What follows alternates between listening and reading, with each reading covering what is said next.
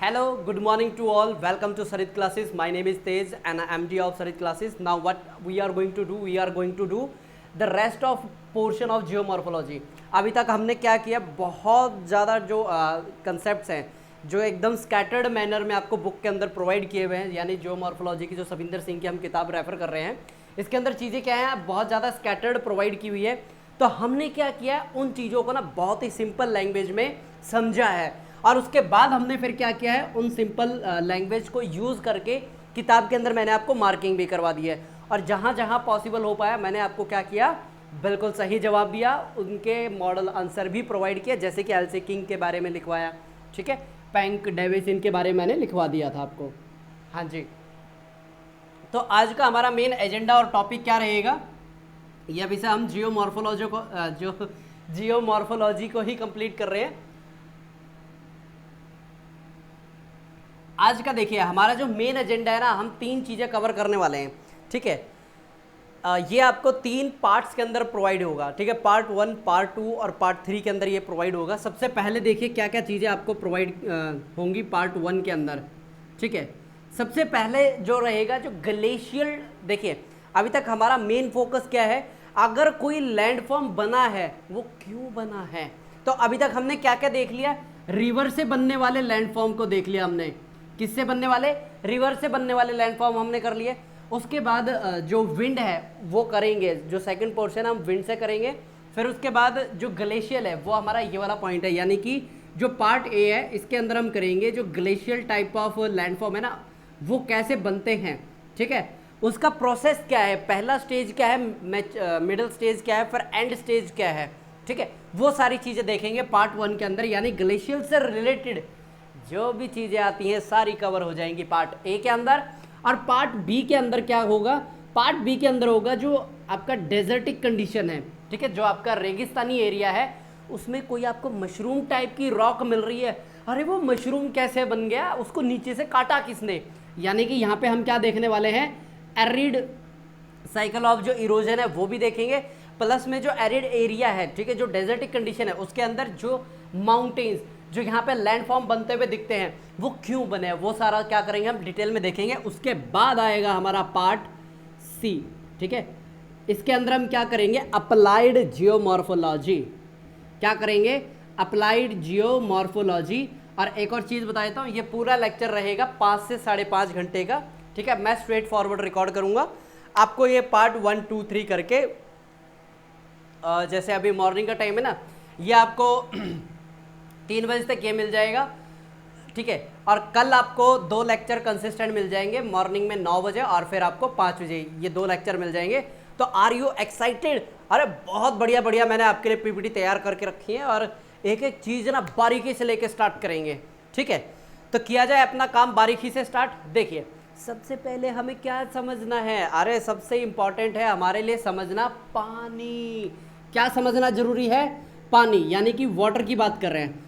Water अगर जम जाए, ठीक है, वाटर अगर जम जाए तो वो बन जाता है आइस, ठीक है, जो एक अलग तरीके की प्रॉपर्टी अपने साथ लेते हुए एक अलग लैंडफॉर्म का निर्माण करता है, यानी कि इसकी बात कर रहे हैं हम, ठीक है। अगर यही क्या करें, रिएक्ट कर जाए, क्या करे, रिएक्ट कर जाए, तो किस तरीके की टोपोग्राफी बनाएगा, अरे कास्ट टोपोग्राफी बनाएगा कि नहीं बनाएगा। इससे पहले जो लेक्चर्स जो मैंने आपको करवाए थे याद आ गया आपको, बहुत बढ़िया। अगर ये लिक्विड स्टेट में है, कौन, वाटर, अगर ये लिक्विड स्टेट में है तो किस तरीके का लैंडफॉर्म बनाएगा, फेलुवियल टाइप ऑफ लैंडफॉर्म। किसी के सिर के ऊपर से गया, फेलुवियल मतलब अरे भाई जो नदियां बनाती हैं ना, youth, mature and old age, उसी को बोला जाता है फेलुवियल। यहाँ पे 2 शब्द आप ध्यान रखिएगा, नॉर्मल साइकिल ऑफ इरोजन, ठीक है, फेलुवियल साइकिल ऑफ इरोजन, और एक और है वो मुझे अभी थोड़ी देर में याद आएगा, मैं बता दूंगा वो, क्योंकि एरिड साइकिल से रिलेटेड, जब एरिड करवाऊंगा वो मैं बता दूंगा आपको। अगर फेलुवियल साइकिल ऑफ इरोजन आए तो भी WM डेविस के youth, mature, old age, trio structure, process time, इनके बारे में लिखना है। अगर फेलुवियल और नॉर्मल दोनों में से कोई आए तो इनका एक ही आंसर मिलेगा। तो यहाँ पे हम क्या देख रहे हैं, अरे भाई पानी देखा कितना इंपॉर्टेंट है। तो अब हमें क्या देखना है, अब ये जो वाटर है, अब ये जो वाटर है इसकी थोड़ी सी क्या प्रॉपर्टी देख ली जाए। अरे जो पानी होता है सॉलिड स्टेट में क्या बनाता है, आइस बनाता है, बोलिए बनाएगा कि नहीं बनाएगा। और कुछ लोग तो आइस का इस्तेमाल कहाँ करते हैं, अरे वो जो रेडी वाले होते हैं ना, आइस को क्रश करके उसका एक गोला बनाते हैं, उसके ऊपर कलर डालते हैं, बच्चे बड़े मज़े से उसका क्या बोलते हैं टेस्ट इंजॉय करते हैं। ठीक है, आइस के तो बहुत से वो हैं। देखिए आइस का नाम आया तो बहुत सारी चीज़ें और क्लियर होनी चाहिए। क्या क्या क्लियर होनी चाहिए? सबसे पहली चीज़ मुझे ये बताइए कि आइस कैप और आइस सीट में क्या फ़र्क है? किस किस में? आइस कैप, अरे सिर पे वाली कैप नहीं, ये दूसरा कैप है। Ice cap versus ice sheet, इसके अंदर क्या फ़र्क है? मीन्स इन दोनों के अंदर क्या फ़र्क है? बताइए बताइए बताइए, अपने दिमाग के घोड़े दौड़ाइए। ठीक है, हो सके तो आप भी दौड़िए। कहाँ पे? गूगल पे गूगल करने के लिए। वाह, गूगल पे गूगल करने के लिए।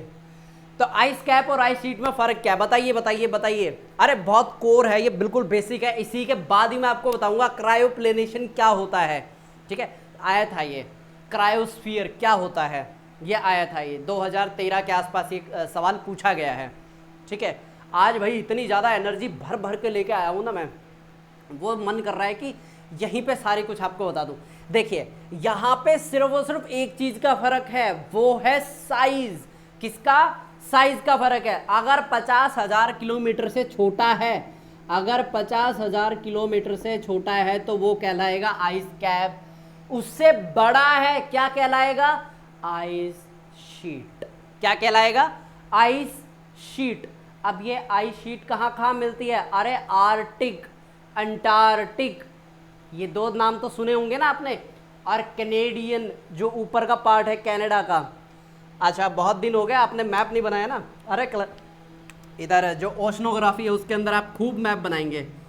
ठीक है, तो मैं बात कर रहा हूं इस वाले एरिया की।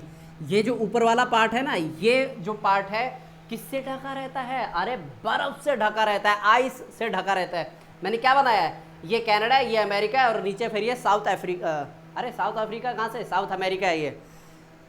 चलिए, मेजर पॉइंट आपका एक क्लियर हो गया कि आइस कैप और आइस शीट क्या होता है। हाँ, इसके बाद देखिए जो ये बर्फ है यानी कि ग्लेशियर है, ये काम किस किस में आते हैं बताइए। जो एक आइस कैप होता है या फिर आइस शीट लेके चलता हूं मैं यहाँ पे, या फिर इन सबको हटा के कंफ्यूजन को दूर करके मैं सिर्फ एक अभी नाम लूंगा ग्लेशियर का। अब ये जो ग्लेशियर है किस किस काम में आता है ये? ठीक है, एक मैं यहाँ पे फ्लो डायग्राम बनाने वाला हूँ, अगर फॉलो कर पाए तो बहुत बढ़िया, नहीं कर पाए तो भी बढ़िया, क्योंकि आपके दिमाग में बात एकदम छप जाएगी जो मैं यहाँ पे बताने वाला हूँ। अभी तैयार हो? अरे बहुत बढ़िया, इतने बढ़िया एंथुजियाज्म देख के मन कर रहा है कि स्पीड और बढ़ा दूँ पढ़ाने की। तो सबसे पहले हम किसकी बात कर रहे हैं? ग्लेशियर की। ग्लेशियर बेसिकली किस किस काम में आता है, इससे क्या इम्पैक्ट पड़ रहा है? सबसे पहले हम क्या करने वाले हैं? यूजेज की बात करने वाले हैं। फिर उसके बाद हम क्या करने वाले हैं? इसका क्या इम्पैक्ट पड़ता है अगर ये क्या होता है? मेल्ट डाउन होता है। ठीक है, इसके क्या क्या इम्प्लीकेशंस है, इम्पैक्ट क्या पड़ते हैं। अब यहाँ पे हमारे पढ़े हुए बहुत सारे कंसेप्ट टू दी पॉइंट लगाने वाले हैं, और क्योंकि ये एग्जाम्पल मैं ऑलरेडी आपको जब मैंने वो टॉपिक करवाया था ना, कौन सा अभी आएगा 2 मिनट में, तब आपको एकदम माइंड में क्लिक होगा। देखिए जो आपका ग्लेशियर है, वैसे हमारा तो नहीं है वो, ठीक है, अर्थ के ऊपर जो ग्लेशियर है उसका मेन काम क्या होता है। लेकिन मेन काम समझने से पहले ये समझ लेते हैं इसकी लोकेशन कहाँ कहाँ मिलेगी आपको। ठीक है, अरे भाई लोकेशन समझ में आएगी तभी तो हमें पता चलेगा ना हम कौन से एरिया की बात कर रहे हैं।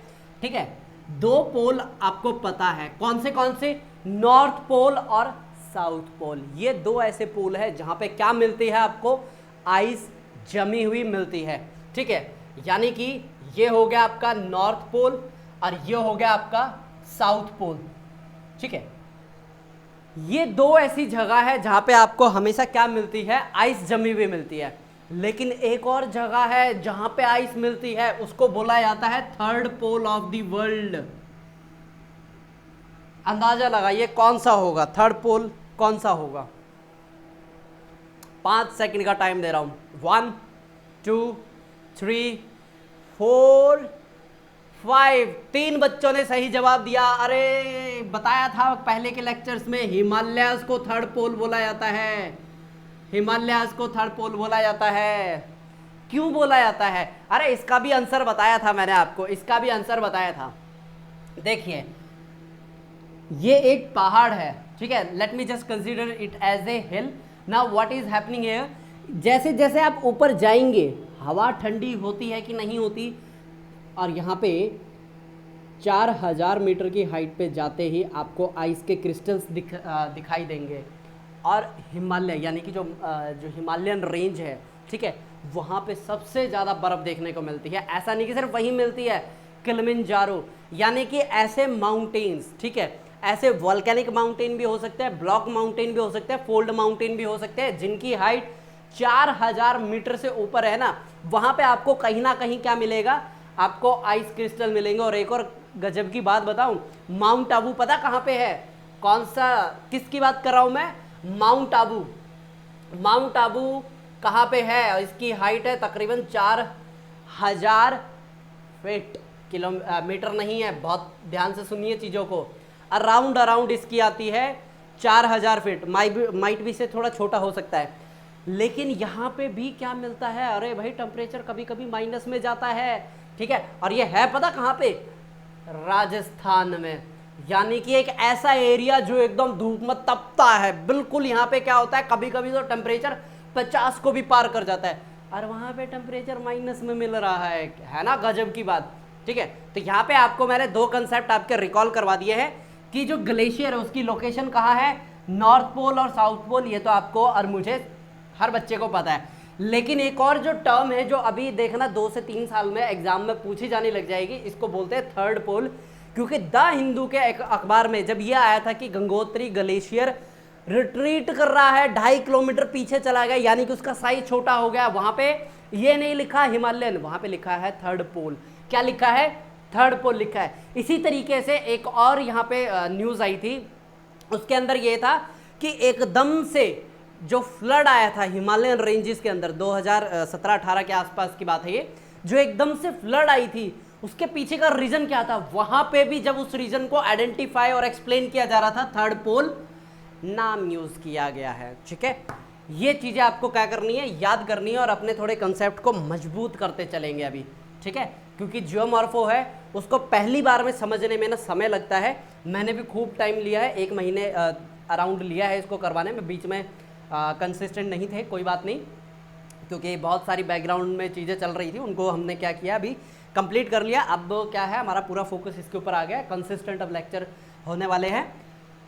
अब यहाँ पे कंसिस्टेंसी की ही बात आई है। जैसे जैसे कंसिस्टेंटली हवा ऊपर जा रही है, क्या होती है, कंसिस्टेंटली हवा जा रही है ऊपर, 3000 मीटर पे जाते हवा बोले अरे यार मेरा मूड नहीं है, ऐसा होता तो कभी बर्फ़ जमती नहीं, ठीक है। तो यही मैंने फिर आगे आपको कनेक्ट करके बताया कि कम से कम 4000 मीटर की हाइट चाहिए अगर किसी पहाड़ के ऊपर, यानी किसी माउंटेन के ऊपर क्या चाहिए, आपको बर्फ़ चाहिए, ठीक है। इसके साथ फिर मैंने माउंट आबू का आपको एग्जाम्पल कनेक्ट करके बता दिया था। लोकेशन आपको समझ में आ गई, ग्लेशियर कहाँ मिलेंगे।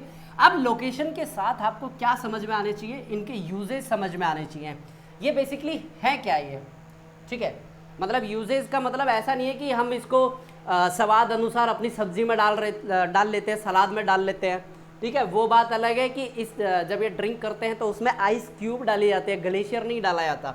तो यहाँ पे अगर हम यूजेज की बात करें, सबसे पहला जो अर्थ के ऊपर सनलाइट आती है, ठीक है, उसके वजह से क्या होती है, अर्थ हीटअप होती है। क्या करती है, जो अर्थ के ऊपर सनलाइट आ रही है उसको पता क्या बोलते हैं, ज्योग्राफी ऑप्शनल में इंसोलेशन, ठीक है। क्या बोलते हैं, इंसोलेशन। अब ये जो इंसोलेशन से जो हीट बढ़ती है उसको क्या करती है, ये बैलेंस करता है ये, ठीक है। क्या करता है, ये जो ग्लेशियर है बैलेंस करता है। अगर वहां पे नहीं दिख रहा बोर्ड के ऊपर तो 1 मिनट मुझे देख लेने दीजिए कि आपको दिख रहा है। हाँ दिख रहा है, लेकिन क्लियर नहीं दिख रहा होगा, माइट भी आज कुछ इसमें लाइटिंग की समस्या आ रही है। तो यहाँ पे जो इंसोलेशन किससे आ रहा है, जो सन है ना, मतलब सन हम पे बहुत ज़्यादा मेहरबान है, क्योंकि हमारी जो अर्थ है कहाँ पे, गोल्डी लॉक जोन में है। किस में है, कौन से लॉक में है, गोल्डी लॉक जोन। इससे वो वाला जोन बोलते हैं, अगर उससे दूर गए लाइफ नॉट पॉसिबल, नज़दीक गए बहुत ज़्यादा गर्म हो जाएगा, सब कुछ उड़ जाएगा। तो गोल्डी लॉक होता है ना ज़्यादा गर्म ना ज़्यादा ठंडा। लेकिन कभी कभी सूरज देवता बहुत ज़्यादा मेहरबान हो जाते हैं, वो बोलते हैं ले भाई थोक के भाव से गर्मी ले ले, अब ये थोक के भाव से जब गर्मी आती है उसको काउंटर बैलेंस कौन करता है? ग्लेशियर करता है। ठीक है, कैसे करता है? हीट को एब्जॉर्ब करेगा। हीट को एब्जॉर्ब करेगा तो क्या होगा? अरे भाई वाटर मेल्ट होगा, मतलब आइस मेल्ट होगी ना, तो क्या बनेगा? वाटर बनेगा, सी लेवल बढ़ेगा। ठीक है, और बहुत सारे हमारे जो बोलते हैं ना कॉन्टिनेंट सबमर्ज हो जाते हैं। अरे पास्ट में बहुत सारे कॉन्टिनेंट सबमर्ज हुए। कभी आपने थोड़ी सी रिसर्च की है कि जो इंडिया के नीचे वाला जो पूरा पार्ट है, ठीक है, जिसे इंडियन ओशन रीजन बोला जाता है, ओशनोग्राफी में करवाऊंगा ना, उसके अंदर मैं पूरा उस पिक्चर दिखाऊंगा जो इंडिया है, जिस इंडिया इस तरीके से आगे चलता जा रहा है, मेडागास्कर से लेकर के ऑस्ट्रेलिया और ऊपर इंडिया तक एक पूरा एक लैंड मास है। ठीक है, एक पूरा बहुत बड़ा लैंड मास है, वो सबमर्ज हुआ है पानी के नीचे। ज़्यादा पुराना नहीं, 15,000 साल पहले ही हुआ है वो। ठीक है, तो ये होती हैं इंसोलेशन, ये इसका मेजर यूज़ है। अभी फ़िलहाल आप एक ही यूज़ इसको ध्यान में रखिए। अब बात आती है इम्पैक्ट क्या पड़ता है इससे। देखिए यहाँ पे हमने किसकी बात की, क्योंकि मैं एक यूज़ को बता के पता क्यों ख़त्म कर रहा हूँ, क्योंकि अभी मैं यहाँ पे इम्पैक्ट को कनेक्ट करके अपना फिर जो मेन कोर टॉपिक है उसके अंदर हम घुस जाएंगे। ठीक है, कॉन्ग्लिफ्लेक्शन और कॉन्ग्ले जेलीफ्लेक्शन क्या होता है, वो सारी चीज़ें फिर मैं आपको स्टेप बाय स्टेप बताता जाऊँगा। थर्मोकास्ट क्या होता है, पेरीग्लेशियल लैंडफॉर्म क्या होते हैं। ठीक है, इम्पैक्ट क्या होगा? अरे भाई बर्फ़ थी, बर्फ़ ने क्या कर रखा था? बर्फ़ ने क्या कर रखा था? ऐसे दबा रखा था इसको नीचे। ठीक है, मेरा हाथ का साइज दिखे, इनिशियल ये था, बर्फ़ जमती गई जमती गई जमती गई जमती गई, अब मेरा हाथ आ गया नीचे। अब बर्फ़ यहाँ से क्या कर रही है? पिघल रही है, तो मेरा हाथ क्या आ रहा है? ऊपर आ रहा है। इस प्रोसेस को क्या बोलते हैं बताइए? नाम बता रखा है मैंने आपको, आइसोस्टैटिक एडजस्टमेंट होती है। ठीक है, आइसोस्टेसी बोलते हैं इसको। एरे एंड प्रैट का याद आ गया आपको? इसको बोला जाता है आइसोस्टेसी। इस आइसोस्टेसी में क्या होता है, जो एक लैंड मास है उसके ऊपर अगर वजन आ गया है तो वो अपने आप को बैलेंस रखने के लिए या तो नीचे जाएगा, ठीक है, या तो ऊपर आएगा। वजन अगर आया तो ऊपर आने से रहा नीचे ही जाएगा, जैसे उसके ऊपर से वजन हटेगा तो ऊपर आ जाएगा। अब बताइए, जैसे ही आइसोस्टेसी किस में आता है, पिक्चर में आता है, तो कौन सी तीन चीज़ें थोक के भाव में आती हैं? सुनामी आती है, अर्थक्वेक आता है और वोल्केनो आता है। ये तीन चीज़ें थोक के भाव में आती हैं।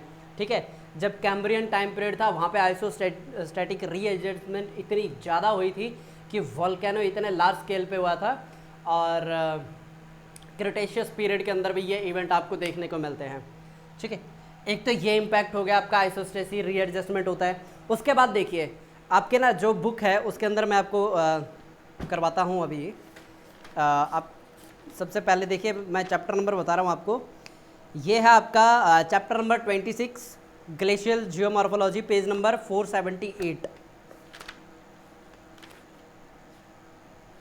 ठीक है, आप इसको अभी थोड़ी देर के लिए क्या कर, अच्छा 478 ना, मैंने 278 खोल लिया, मैं भी सोच रहा है कहाँ गया। अभी आप क्या करेंगे, इसको थोड़ी देर के लिए ना,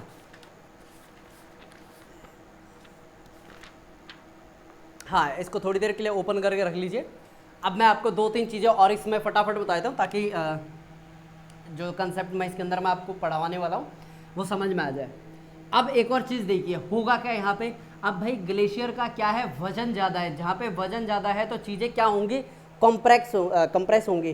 तो यहाँ पे आपको क्या देखने को मिलेगा, अरे भाई जो ग्लेशियर के नीचे की मिट्टी होती है, या चाहे स्टोन हो, चाहे इसके अंदर सेडिमेंट्री हो, कोई सी भी रॉक हो, वो क्रश हो जाती है। क्या होगी, क्रश हो जाएगी। और यहाँ पे आपको डिफरेंट शेप साइज़ के लैंडफॉर्म देखने को मिलेंगे, यानी कि आपको एब्रेशन होता हुआ देखने को मिलेगा।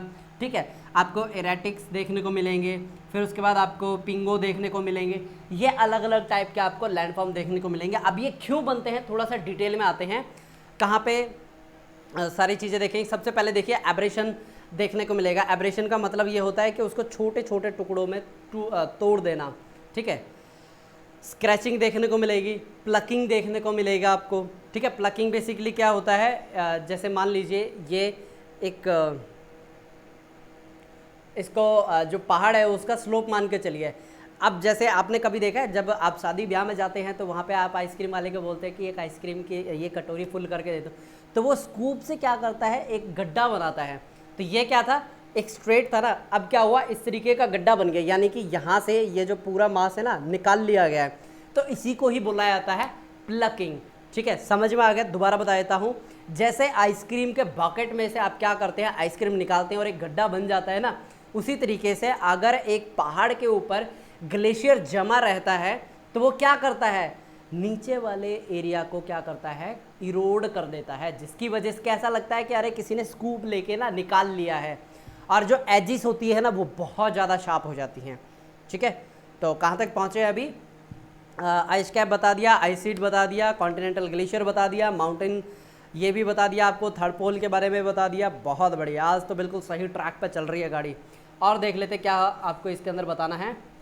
अच्छा, तो यहाँ पे अभी मैं क्या करने वाला हूँ, जो मैंने चीज़ें अभी आपको बताई है ना वो थोड़ा सा यहाँ पे ध्यान से देखिए। थोड़ा सा 3D डायग्राम हम बनाएंगे, थोड़ा सा नहीं भाई, बनेगा तो पूरा ही बनेगा, थोड़ा सा कैसे बनेगा, ठीक है ना। हाँ, ये 3D डायग्राम किसी भी सूरत में बन नहीं रहा, इसको दोबारा से बनाते हैं। तो अभी हम बेसिकली क्या कर रहे हैं, प्लकिंग एब्रेशन, इसको थोड़ा सा एक डायग्रामेटिक फॉर्मेट में हम देखने की कोशिश कर रहे हैं। ठीक है, ये ऊपर से हमेशा कैसा मिलेगा, शार्प मिलेगा। ठीक है, अभी तो मैं फिलहाल एक ही साइड से लेके चल रहा हूँ, एग्जैक्टली वैसा उधर भी आपको देखने को मिलेगा। अब देखिए प्लकिंग कहाँ पे हुआ है, ये जो पूरा एरिया है ना ये ढका हुआ है किससे, बिल्कुल सही पहचाना आपने, ये ग्लेशियर से ढका हुआ है। अब भाई ये ग्लेशियर से ढका हुआ है तो ये वाला जो एरिया है ना सॉफ्ट रॉक थी, तो सॉफ्ट रॉक क्या होगी, अरे सॉफ्ट रॉक का मतलब क्या होगा, अगर ये बीच में इन दो जो सेडिमेंट्री लेयर है इनके बीच में क्या है स्पेस, अगर कोई ऊपर से दबाएगा तो स्पेस कम हो जाएगा ना, तो इसी वजह से यहाँ पे आपको क्या देखने को मिल रहा है, एक डिप्रेशन देखने को मिल रहा है। Over the period of time जब ये ग्लेशियर क्या करेगा, मेल्ट डाउन हो जाएगा, मतलब ये यहाँ से बह के निकल जाएगा, तो आपको क्या देखने को मिलेगा, यहाँ पे या तो झील बनती हुई दिखेगी आपको। ठीक है, यहाँ पे या तो आपको झील दिखेगी, और इस तरीके की झील को क्या बोलते हैं, तारन लेक बोलते हैं। ठीक है, अब यहाँ पे क्या है, पानी आपको दिखाई देगा और पहाड़ की चोटी के ऊपर। अब कोई अगर आम इंसान होगा, अभी तो आप ज्योग्राफी ऑप्शनल के स्टूडेंट, आपको तो पता चल गया अभी पानी कहाँ से आया। अगर कोई आम इंसान जाएगा वो क्या बोलेगा, थोड़े से रिलीजियस प्रोस्पेक्टिव से बोलेगा कि भगवान ने यहाँ पे पानी अवेलेबल करवाया है। जैसे मानसरोवर लेक देखते हैं ना, एक राक्षस ताल है और एक देवता ताल है, जिसके अंदर एक में खारा पानी और एक में मीठा पानी है, दोनों साथ साथ हैं। ठीक है, तो ये होता है। देखिए यहाँ पे मैं एक चीज़ क्लियर कर देता हूँ, इंसान की थॉट प्रोसेस की और समझने की एक लिमिटेशन है। ठीक है, अभी देखिए बहुत सी चीज़ें हैं कि जब मैं आपको समझाते जा रहा हूँ तब आपको चीज़ें समझ में आ रही हैं। माइट भी ऐसा हो सकता है कि जब 2000 साल बाद हमारी जो स्टडी है और बेहतर हो पाए तो पता चले भाई इसके पीछे और भी कोई रीज़न हो सकता है। ठीक है, तो जो चीज़ें यहाँ पे बताई जा रही हैं आप हमेशा क्या रहिए, ओपन रहिए, ताकि कुछ भी आपको चीज़ें इसमें सीखने को मीन्स अगर यहाँ पे कोई अपडेट आपको मिलती है आप उसको ज़रूर देखिएगा और बताइएगा कि आपको क्या नई चीज़ें इसमें देखने को मिली हैं। और इसी को ही अगर आप 3D उसमें लें प्रोस्पेक्टिव से, तो ये कुछ आपको इस तरीके से दिखाई देगा ये। ठीक है, अब होता क्या है, ये जो एरिया है ना यहाँ पे बर्फ़ जमी हुई है। ठीक है, इस पूरे एरिया में, और यहाँ पे कहाँ से निकली है, ये जो एब्रेशन निकाला है ना ये कहाँ से निकला है, ये इस एरिया से प्लक आउट हुआ है। समझ में आया कि नहीं आया, 3D डायग्राम में समझ में आ रहा है। ये लीजिए इसको और थोड़ा सा 3D बनाते हैं। ये पूरा एरिया इतना क्या हो चुका है, अरे भाई खाली हो गया है ये। ठीक है, यहाँ से ये निकाल लिया गया है। अब देखिए ये जो एजिस आपको दिखाई दे रही है, दिख रही है कि नहीं दिख रही, अरे बिल्कुल एक तीखी एजिस बनती हुई दिख रही है ना। क्यों दिख रही है, यहाँ से एक्स्ट्रा मटेरियल को निकाल लिया गया है। अब इन्हीं तीखी को क्या बोलते हैं, एरेटिस। क्या बोलते हैं, एरेटिस। देखिए जब आप अपनी जो किताब है सबिंदर सिंह की पढ़ेंगे ना, चीज़ें बहुत आसान हैं, लेकिन इसके अंदर जब आपको मैं ऐसे डायग्राम के तौर पे बना के दिखा रहा हूँ ना, तभी आपको चीज़ें क्या लग रही है, बहुत आसान लग रही है। ये हो गया एरेटस। ठीक है, आपने पेज नंबर ओपन कर लिया है 278। अच्छा एक काम करूँ, मैं पहले सारा पढ़ा दूँ फिर मार्किंग करवा दूँ तो ज़्यादा बेटर रहेगा, या एक एक पेज में आपको पढ़ाते जाऊँ और फिर मार्किंग करवाते जाऊँ, बताइए किस तरीके से, कैसा आपको सूटेबल चाहिए। तो मैं एक काम करता हूँ, मैंने आपके लिए एक बहुत बढ़िया यहाँ पे प्रेजेंटेशन तैयार की है, आप इसको देखते जाइए और समझते जाइए। देखिए हमारा जो मेन सोर्स ऑफ स्टडी है वो है आप जो वाटर है ना उसको समझना। अगर आप एक चीज़ गौर करें ना, पानी एक इतना बहुमूल्य पदार्थ है, ठीक है। इसको अगर, अच्छा एक ना ये अभी ज्योग्राफी ऑप्शनल से हट के मैं आपको कुछ चीज़ें बता रहा हूँ, पानी की अगर बात आ ही गई है तो पानी को हमेशा तांबे के बर्तन में रख के पीना चाहिए। पहली बात, दोबारा बोल रहा हूँ, पानी को हमेशा तांबे के बर्तन में रख के पीना चाहिए। क्यों? इसके पीछे का रीज़न ये है कि जब तांबे के बर्तन में पानी रहता है, उसकी जो मॉलिक्यूलर स्ट्रक्चर होती है, जो बोलते हैं ना, एक होता है गुड, एक होता है बेस्ट, मतलब गुड, बेस्ट, बेटर, और फिर एक अपर लेवल, यानी कि प्रीमियम जो स्ट्रक्चर होती है ना, वो होती है पानी की, अगर वो तांबे के बर्तन में है। दूसरी बात, हमारा शरीर किससे बना हुआ है? 70% पानी हमारी बॉडी के अंदर है ना। जब भी आपको लेजीनेस फील हो, थकान फील हो, नहा लीजिए। गर्म पानी है वो और भी बेटर करेगा, ठीक है।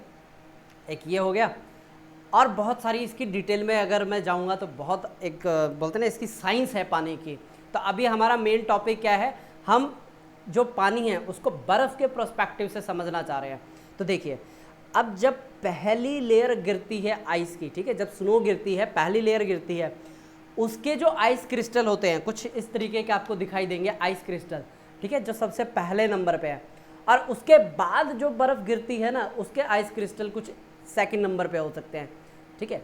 अब इसके अंदर ना ऐसा कोई, बोलते हैं ना कि लिखित में नहीं होगा कि पहला ऐसा दूसरा ऐसा, ये वेरी कर सकते हैं कि किस हाइट पे आइस क्रिस्टल बना है, ठीक है। मेजरली देखा यही गया है कि पहले वाले थोड़े लाइट होते हैं, तो जिसकी वजह से क्या होता है, जब दूसरी लेयर उसके ऊपर आपके आके जमती है, उसका वजन ज़्यादा होता है, और जब उसके ऊपर कोई चलना स्टार्ट करता है ना, एक फिनोमिना होता है। बताइए, अभी तक आप कुछ लिंक कर पाए? एवलांच, जिसमें 300 किलोमीटर की स्पीड से क्या है, बर्फ़ ऐसे लुढ़कती लुढ़कती नीचे आती है। नहीं समझ में आया? अरे बाहुबली मूवी देखी है ना, उसके अंदर वो पहाड़ से ऊपर ऐसे चढ़ता हुआ जाता है, फिर एक सफ़ेद से आपको एक तूफान सा आता दिखता है, वो एवलांच ही था, ठीक है। चलिए, तो अपने काम को और थोड़ा सा स्पीड अप करते हैं। 1 मिनट रुक जाइए।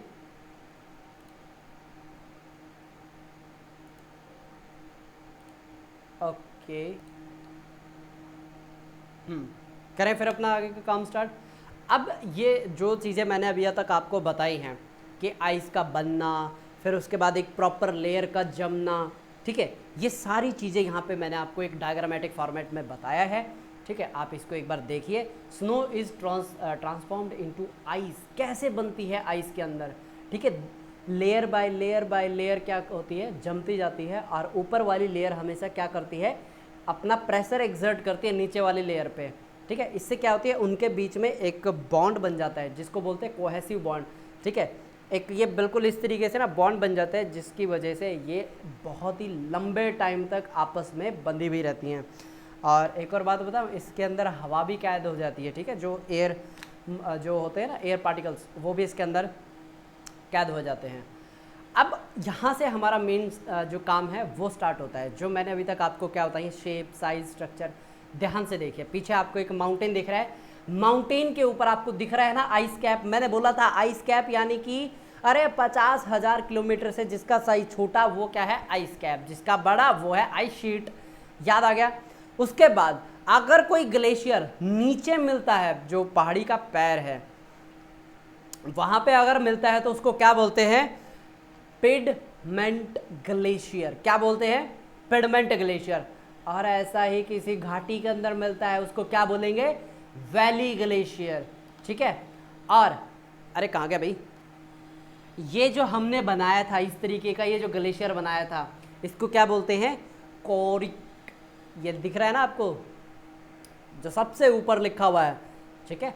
तो ये है अलग अलग टाइप ऑफ नाम, उनकी लोकेशन के हिसाब से कि कौन जो ग्लेशियर है, कौन सा ग्लेशियर माउंटेन के किस हिस्से में मिल रहा है और कहाँ पे मिल रहा है, उसके हिसाब से उसका नामकरण किया गया है।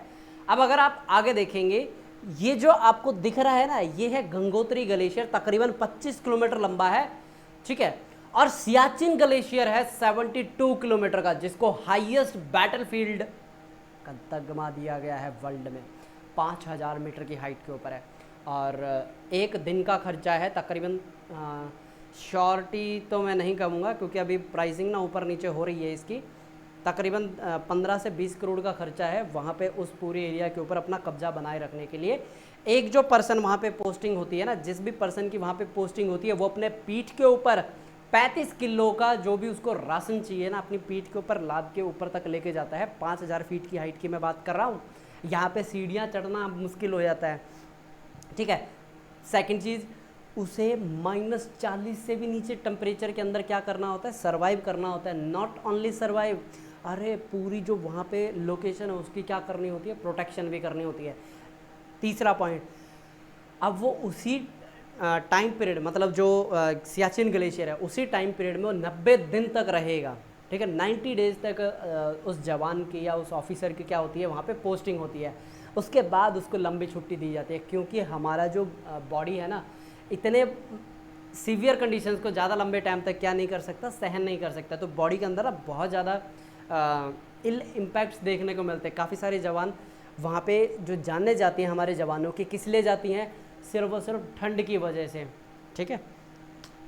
आपको ऑपरेशन मेघदूत के बारे में पता है? नहीं पता तो बताइएगा, क्योंकि ये जो सियाचिन ग्लेशियर की बात बताई है कहीं ना कहीं उसी से रिलेटेड है ये, ठीक है। तो यहाँ पे हम किसकी बात कर रहे हैं, यहाँ पे माउंटेन ग्लेशियर की बात की। और यहाँ पे मैंने एग्जांपल आपको किस का प्रोवाइड किया, गंगोत्री ग्लेशियर, जिसका मैंने बताया कि 2.5 किलोमीटर के नियर बाय ये थोड़ा सा रिट्रीट हुआ है, यानी कि छोटा हो गया इसका साइज़। ये सिंपल सा क्या बता रहा है कि आने वाले कुछ सालों में जो गंगा है वो सूख जाएगी। क्यों? जहाँ से उसका सोर्स ऑफ वाटर है वही नहीं बचेगा। नेक्स्ट, ये है आपके जो पैरों में ग्लेशियर पाए जाते हैं, जिसको क्या बोला जाता है, पिडमोंट टाइप ऑफ ग्लेशियर, ठीक है। जो मैंने अभी तक आपको 4-5 नाम बताए थे, ये मैंने विद एक पिक्चर आपको यहाँ पे शो कर दिया है। उसके बाद आता है ग्लेशियर आइस कैसी होती है, ठीक है। ये या तो आपने देखा होगा ना, जब भी जो ताज़ा बर्फ़ गिरती है उसके ऊपर आप चलते हैं, तो आपने कौन सी मूवी देखी है, किसी एक मूवी में मैंने देखा है, नाम याद नहीं आ रहा, सनी देओल की मूवी है, जिसमें वो बर्फ़ पे जब चलते हुए, आर्मी का ही सीन है, तो उनके पैर नीचे धंस रहे हैं। वो किस लिए? क्योंकि भाई वो ताज़ा बर्फ़ है, यानी कि ब्रिटल है वो, ठीक है। और ब्रिटल है यानी का इसका मतलब यह है, अगर एवलांच आए ना, 60 मीटर जो मोटी परत है ना, वो एक साथ बहना स्टार्ट कर देती है। और उसके बाद होता है प्लास्टिक, जो उसके नीचे वाली होती है, ठीक है। ये दो आप याद रखिए, ब्रिटल यानी कि 60 मीटर, उसके बाद होती है प्लास्टिक जो कि 60 मीटर से ज़्यादा नीचे होती है, ठीक है। चलिए, अब यहाँ पे जो ग्लेशियर है वो क्या करेगा, एक जगह बैठा रहेगा या फिर क्या वक्त के साथ मूव करना स्टार्ट करेगा। यहाँ पे मैंने दो छोटे छोटे डायग्राम आपको दिखाए हैं, ठीक है। पहला जो डायग्राम है ऊपर, वो साइज़ को डिपेक्ट कर रहा है, ठीक है, ऊपर वाला साइज़ को डिपेक्ट कर रहा है। और जो उसके नीचे जो डायग्राम है वो क्या शो कर रहा है, वो ये शो कर रहा है, अगर कोई ऐसा स्लोप है, मैंने ये क्या किया, मार्कर किया, नीचे आया ना मार्कर, ये मार्कर इस तरीके से नीचे सरक क्या है, ऐसे ही तो स्लोप के ऊपर क्या होते हैं भाई, हमारे ग्लेशियर जमे हुए, वो भी क्या करते हैं, मूव करना स्टार्ट करते हैं। अब यहाँ से स्टार्ट होगी कि मूव करने से किस किस तरीके के आपको स्ट्रक्चर्स दिखाई देंगे, अब ध्यान से देखते जाइएगा। तो यहाँ पे क्या हो चुका है, अब आइस ने मूव करना स्टार्ट कर दिया है। मूवमेंट ऑफ ग्लेशियर की वजह से आपको क्या देखने को मिलेगा, मोरेन्स देखने को मिलेंगे। अब ये मोरेन्स क्या होते हैं, जो स्टोन है, पेबल है, जो यहाँ पे ब्राउल्डर से टूट के ना बिल्कुल माइन जो बोलते हैं ना, एकदम बारीक से भी बारीक जो पार्टिकल होते हैं उसे मोरेन बोलते हैं। और येलो रिवर का जो चाइना के अंदर येलो रिवर है, उसके अंदर जो येलोइश पार्ट है ना, और वो जो येलो कलर है, जो वहाँ पे छोटे छोटे जो पार्टिकल्स है जो येलोइश कलर देते हैं उस रिवर को, वो आया कहाँ से, जब ग्लेशियल पीरियड था उसकी वजह से हवाएं बहुत ज़्यादा तेज़ चलती थी, तो हवा अपने साथ उस पूरे मोरेन को उठा के कहाँ तक ले आई है, चाइना के द्वार तक, मतलब चाइना के मिडल पोर्शन तक ले आई है, ठीक है।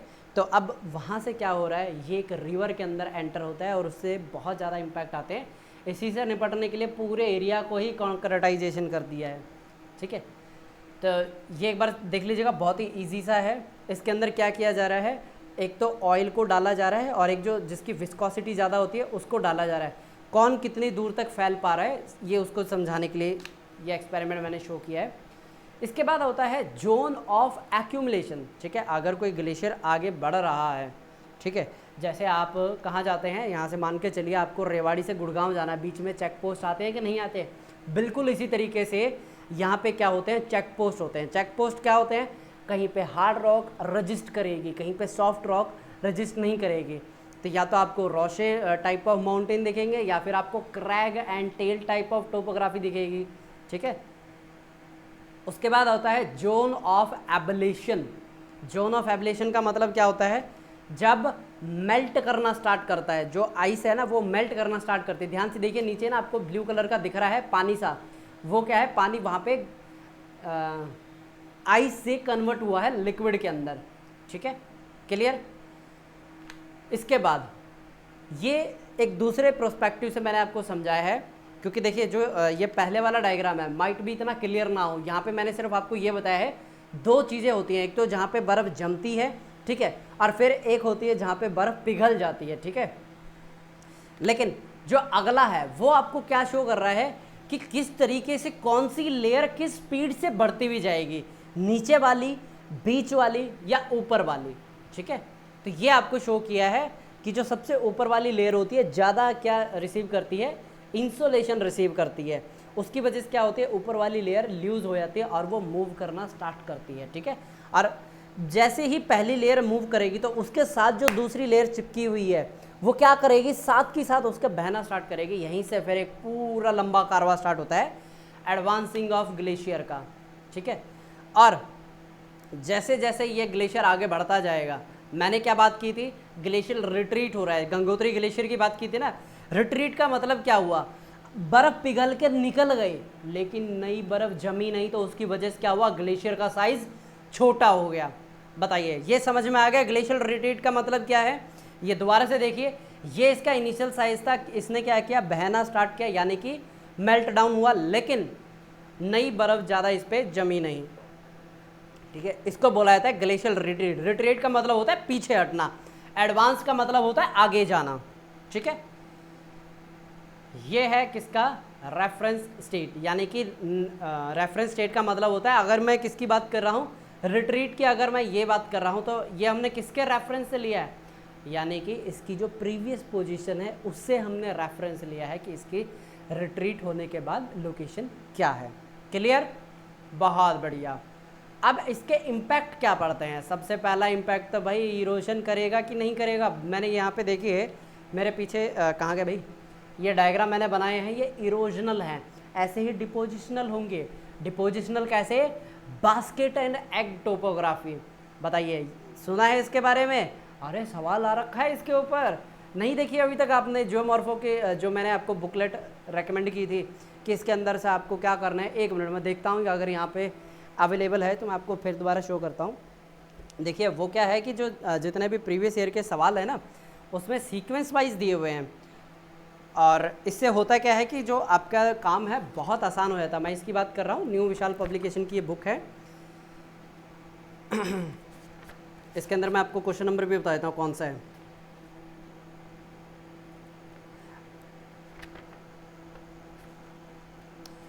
अच्छा,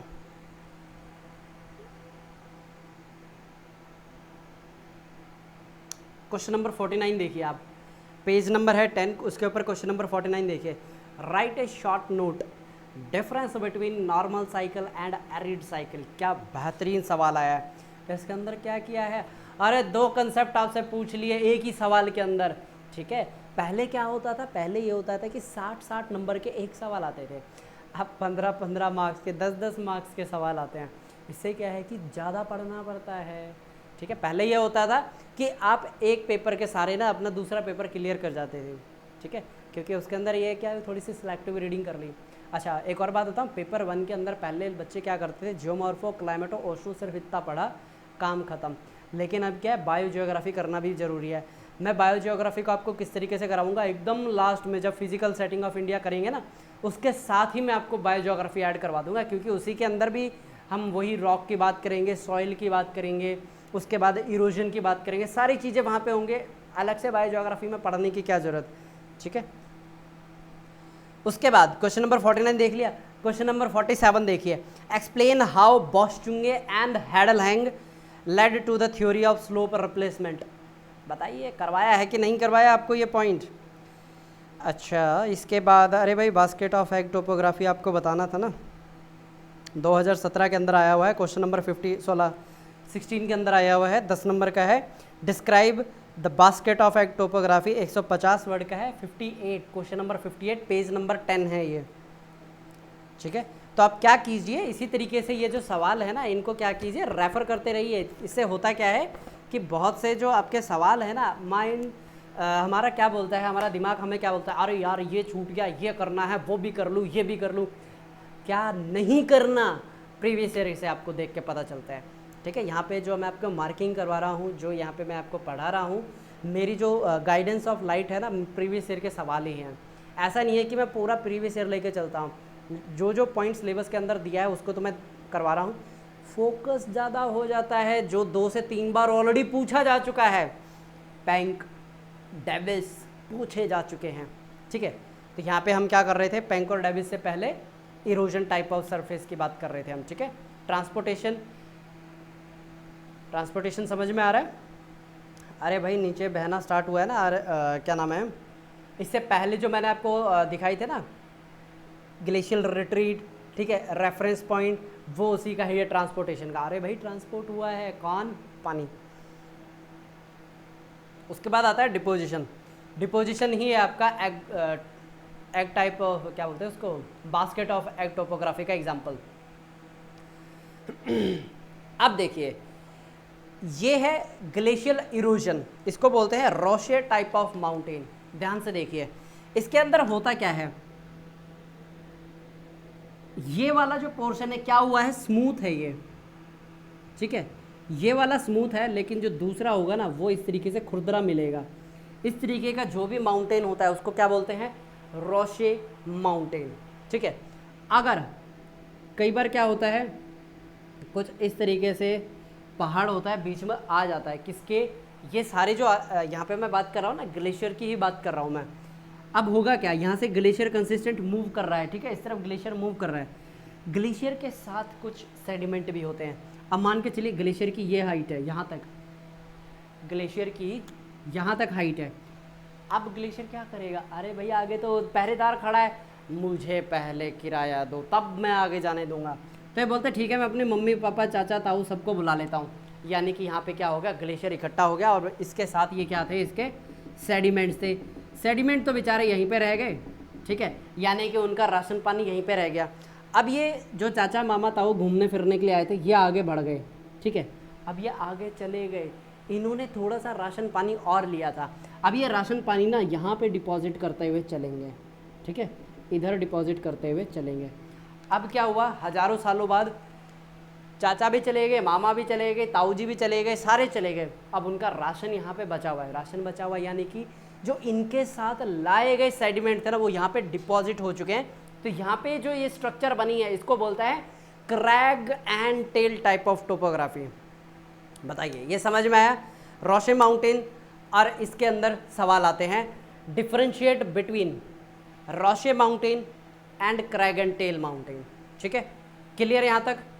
ये इस तरीके का पता आपको कहाँ देखने को मिलेंगे, आपने डाइक और सील जो इंट्रूसिव टाइप ऑफ लैंडफॉर्म देखे थे ना, ये हार्ड रॉक है, ये हार्ड रॉक है। सॉफ्ट रॉक होती तो इसको भी इरोड कर देता, कौन, ग्लेशियर, ठीक है। ध्यान से देखिए अब आप रोशे माउंटेन को, इसके अंदर क्या होगा, प्लकिंग हो रही है। कहाँ से प्लकिंग हो रही है, जो रफ सरफेस है ना, यहाँ पे रफ सरफेस पे प्लकिंग हो रही है, लेकिन दूसरी तरफ से क्या हो रहा है, अरे एब्रेशन हो रहा है। एब्रेशन का मतलब क्या, जहाँ पे इर्रेगुलरिटीज थी ना उसको काट के बराबर कर दिया गया है, ठीक है, उसको काट के क्या कर दिया है, बिल्कुल बराबर कर दिया है। समझ में आ गया रोशे। आगे चलते हैं, बुक के अंदर ज़्यादा अच्छे से लिखा हुआ है, ठीक है। ये है ग्लेशियल का दूसरा एग्जाम्पल। दूसरा एग्जाम्पल मतलब ये है सैंड पेपर इम्पैक्ट। कुछ समझ में आ रहा है, सैंड पेपर एकदम से क्या हो रहा है, जब क्या बोलते हैं, आपने कोई वेल बाहर आती हुई देखी है पानी से, कैसे आती है वेल बाहर, इस तरीके से धीरे से बाहर आती है और फिर वो नीचे चली जाती है, ठीक है। तो ये बिल्कुल कुछ वैसा ही है, ये है ग्लेशियल एब्रेशन का एग्जाम्पल, ठीक है। आगे चले, पॉलिश बेड रॉक, एकदम स्मूथ होता है, चिकना होगा ये। इसके बाद आते हैं ग्लेशियल इरोजन। ये अलग अलग टाइप ऑफ क्या मिलेंगे आपको, स्ट्रक्चर्स देखने को मिलते हैं, जैसे कि इनमें से जो पहला है वो आपको मैं ऑलरेडी बता चुका हूँ, क्रीक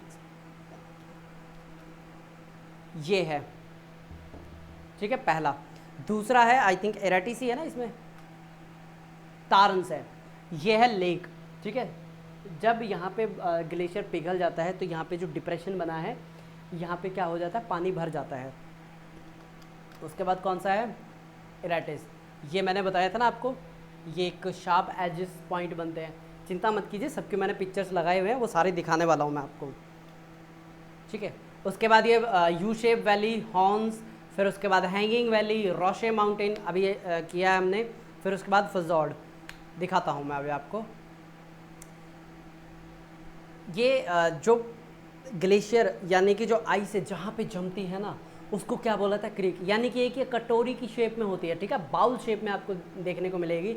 यहाँ पे बर्फ़ जमेगी, साइज़ नीचे जाएगा, ये ऑलरेडी मैंने बता दिया किस तरीके से प्लग होती है, ठीक है। क्या मैं अपने पिक्चर को, अरे तुम्हें नहीं बोला, यहाँ पे कर लेता हूँ ना, डायग्राम क्लियर दिख रहा है ना अभी।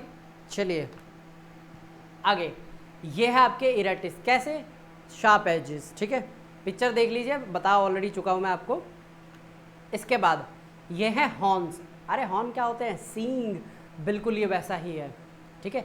ये है पॉइंटेड, तीन तरफ से आपको क्या देखने को मिलेंगे, बताता हूँ,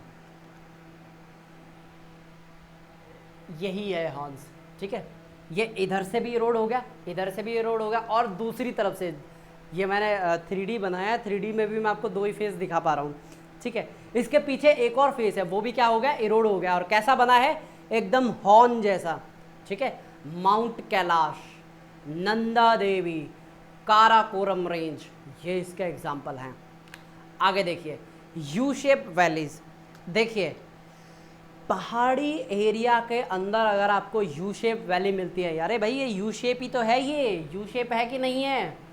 अगर आपको पहाड़ी की एरिया के अंदर यू शेप मिल रही है, यानी कि वो ग्लेशियर ने बनाई है। कैसे बनाई है, ध्यान से देखिए, यू शेप है कि नहीं है, ये ग्लेशियर है, यानी कि इस एरिया से ग्लेशियर ऐसे मूव करता गया है, जो पहले वी शेप था ना, इस तरीके से वी शेप, उसके एजेस को इसने इरोड कर दिया है, और कैसा बनाया है, यू शेप बनाया है, ठीक है। आगे चलें, हैंगिंग वैली। अब देखिए ये हैंगिंग वैली क्या भला होती है, हैंगिंग वैली ऐसी लटकती हुई वैली नहीं होती है। देखिए हैंगिंग वैली में क्या होता है,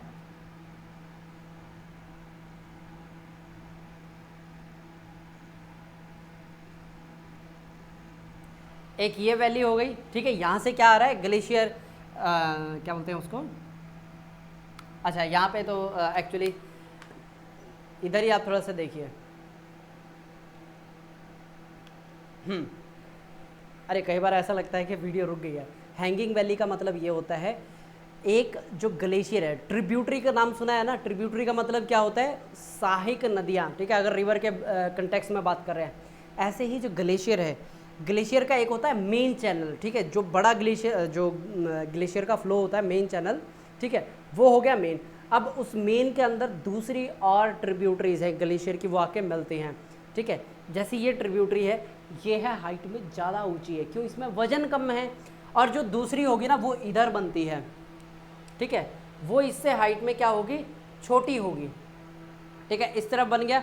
अब ये जितना भी अपना पोर्शन है ना बर्फ़ का, यहाँ पे क्या करता जाएगा, इसमें डालता जाएगा, डिपॉजिट करता जाएगा, हाँ ठीक है। इसके बाद होगा क्या, जब ये पूरी बर्फ़ पिघल जाएगी, ये ज़्यादा गहरा होगा, इसमें डिप्रेशन ज़्यादा होगा एज़ कम्पेयर टू इसमें, और फिर आपको कुछ इस तरीके की स्ट्रक्चर देखने को मिलती है हैंगिंग वैली टाइप में, ठीक है।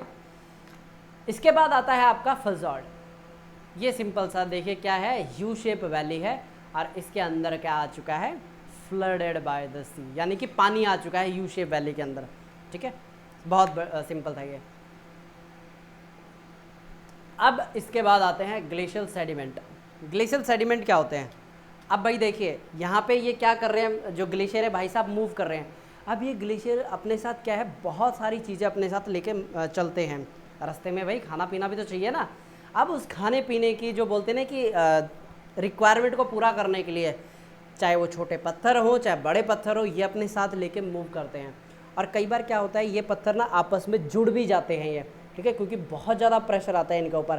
तो ये क्या होता है, पत्थर आपस में जुड़ जाते हैं, ठीक है। और किस किस तरीके की शेप बनाते हैं वो मैं अभी आपको थोड़ी देर में बताऊँगा।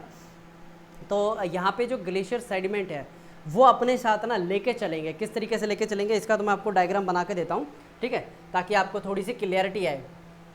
अच्छा, हमने नदी के बारे में पढ़ा था कि जो पॉट होल ड्रिलिंग है वो कैसे होती है, क्योंकि जो उसके एजिस का पानी है वो धीरे आता है एज़ कम्पेयर टू जो सेंट्रल वाटर है उसके। सेंट्रल वाटर मतलब कि क्या, अरे भाई जब नदी मूव करती है, ये हमने देखा था ना, ये नदी मूव कर रही है, यहाँ पे बैंक है इधर बैंक है, तो यहाँ पे फ्रिक्शन इधर फ्रिक्शन, लेकिन जो सेंट्रल पार्ट है वहाँ पे फ्रिक्शन नहीं होता, ठीक है। तो इस वजह से होगा क्या, यहाँ पे ये एक माउंटेन हो गया, इधर ये एक माउंटेन हो गया, इधर ये एक माउंटेन हो गया। अब होगा क्या, यहाँ से ये सैंड पार्टिकल इधर मूव कर रहे हैं, ये इधर मूव कर रहे हैं, ये इधर से मूव कर रहे हैं, और ऐसी जीभ जैसी शेप पता क्यों बन रही है, क्योंकि जो बीच वाला जो पोर्शन है ना ग्लेशियर का, वो ज़्यादा स्पीड से मूव कर रहा है, क्योंकि यहाँ पे फ्रिक्शन है ही नहीं। फ्रिक्शन कहाँ फेस हो रहा है, इधर और इधर। तो एट द लास्ट में आपको कैसी शेप देखने को मिल रही है, टंग शेप बोला जाता है इसको।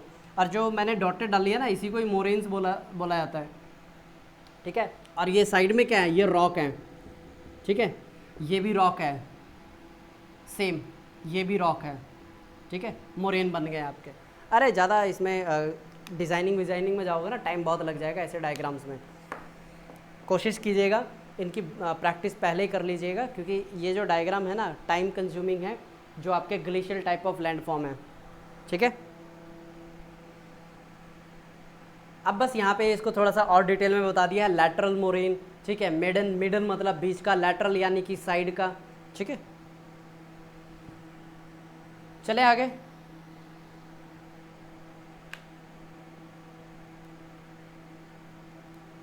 उसके बाद आते हैं ग्लेशियल सेडिमेंट। ग्लेशियल सेडिमेंट क्या होते हैं बताइए।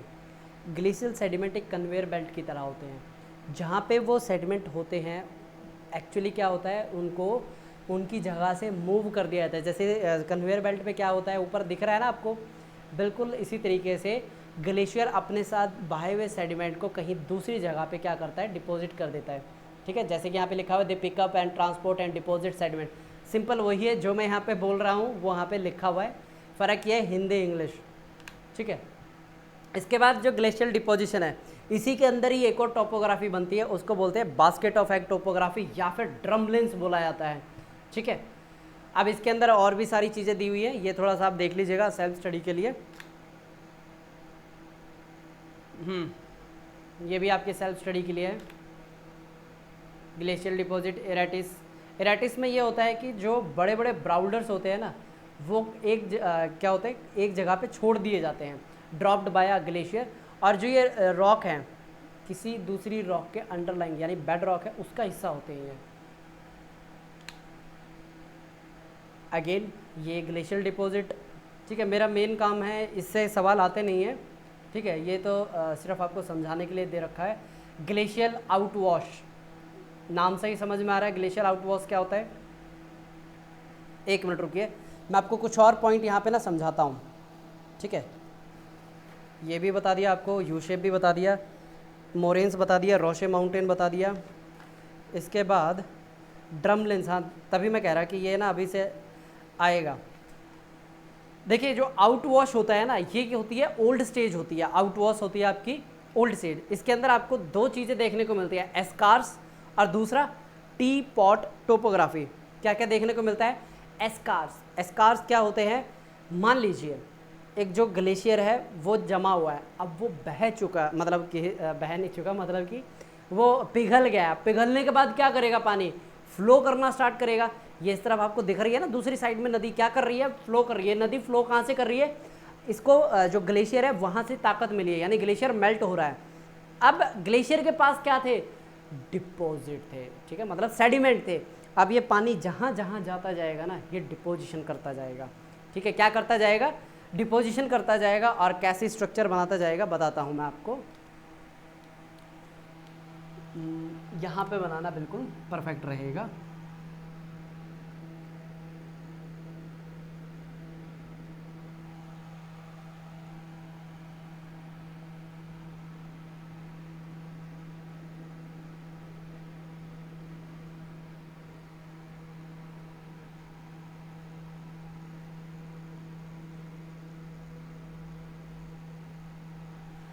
ये मैंने 3D इसलिए बनाया है ताकि इसके ऊपर अब मैं नदी बहती भी दिखाऊंगा ना, तो आप अच्छे से समझ पाएँ। ये हो गई रिवर। अब मुझे क्या शो करना है कि भाई डिपोजिशन हुआ है, उसके लिए मैं क्या करूँगा, इस तरीके से ये लाइनें शो करूँगा, ठीक है। इससे ये डिपिक्ट हो रहा है कि यहाँ पे डिपोजिशन हुआ है, यानी कि ये ज़मीन से ऊपर उठी हुई है ये, बताइए। और इसको थोड़ा सा और बेटर लुक देने के लिए यहाँ पे आप क्या कीजिए,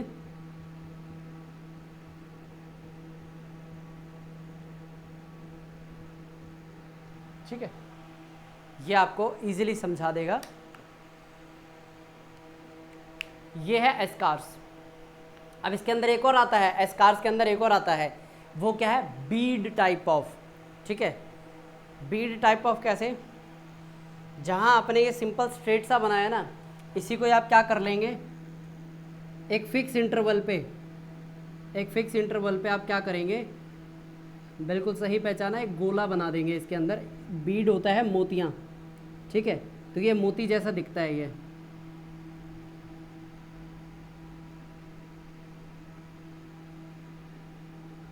ठीक है।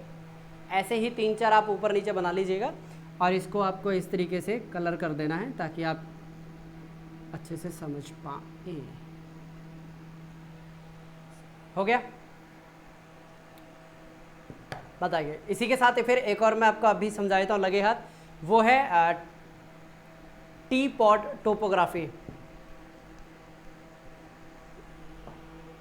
बना लीजिए अगर आप बना रहे हैं। ये है एस्कार्स,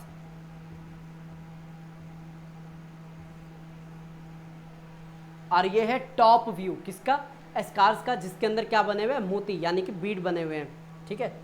ये है टॉप व्यू।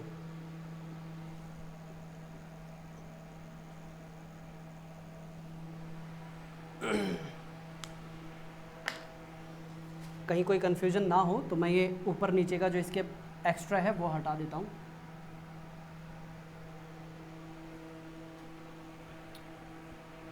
बना लीजिए।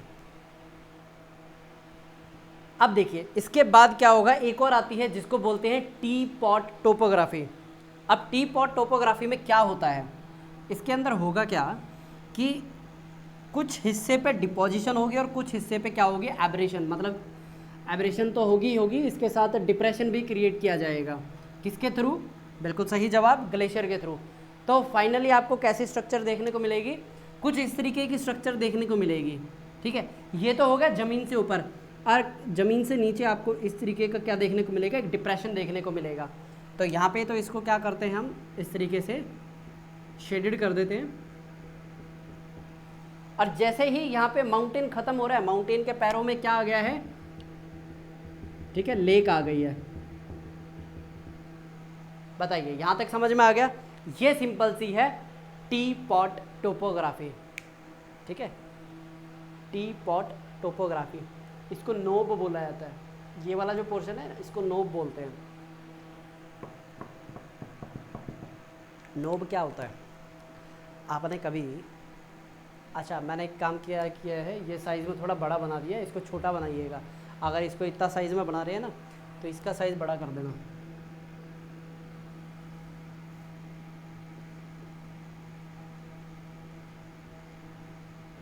क्योंकि इसका साइज़ छोटा होता है, ठीक है, कंपैरेटिवली नोब के।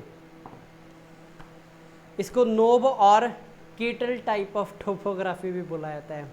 कुछ नहीं, एक दिन किसके ऊपर खाना क्या होता है, चाय पी रहे थे, चाय पीते पीते सामने बिस्किट दिखा, ठीक है, कंपेयर किया माउंटेन के साथ, बिस्किट टाइप ऑफ टोपोग्राफी, ठीक है, अंडे बना रहे थे, कंपेयर कर दिया ड्रमलिन से, बास्केट ऑफ एग टोपोग्राफी। चाय पी रहे थे, चुस्कियाँ ले रहे थे, हैंडल हाथ में था, ऐसे ध्यान से देखा माउंटेन की तरफ, अरे ये तो चाय का कप जैसा है, ठीक है, टी पॉट टोपोग्राफी। ठीक है, यहाँ पे कोई ज़्यादा दिमाग नहीं लगाया गया। जैसे मैंने एक मूवी देखी थी सव्यसाची, उस मूवी का जो नाम है ना मुझे समझ में नहीं आया क्या था। अब कल परसों मैं जब थोड़ी और रिसर्च कर रहा था ना, तब मुझे पता चला सव्यसाची जो शब्द है वो अर्जुन का ही एक और नाम है, और उसका मतलब ये है जो दोनों हाथों से लिख सके, एम्बीडेक्स्टर, यानी कि दोनों हाथों से लिख सके। अच्छा, यहाँ पे मैंने ये बोला है ना कि ये क्या है, नोब है, यानी कि मैं क्या कर पा रहा हूँ, अपने लेफ्ट हैंड से भी लिख पा रहा हूँ। ठीक है, और ये है टी पॉट